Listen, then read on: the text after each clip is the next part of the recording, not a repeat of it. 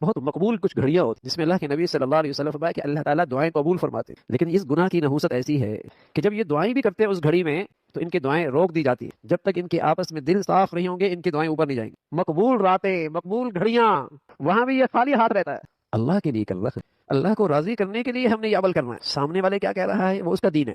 پیارے نبی صلی اللہ علیہ وسلم فرمایا کرتے تھے الید العلیٰ خیر من الید السفلی، اوپر کا ہاتھ نیچے کے ہاتھ سے بہتر۔ ہمیشہ دینے والے بنو، حق پورا کرنے والے بنو، حقوق ادا کرنے والے بنو، اپنی ذمہ داری ادا کرنے والے بنو۔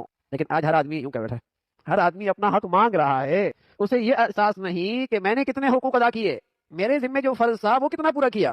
ہر ایک کو شکوہ ہے، شکایت ہے کہ مجھے نہیں مل رہا۔ تو جب سبھی مانگنے پہ آ گئے اور جب سب دینے پہ آ گئے تھے، سب کے حقوق پورے ہو رہے، دینے والے بنو۔ اب تو ہر طرف مطالبہ ہے نا، ہمارے حقوق، ہر طرف ایک ہی آواز ہے، ہمارے حقوق۔ کہیں یہ احساس نہیں کہ جو میری ذمہ داری بنتی تھی وہ پورے کر رہا ہوں۔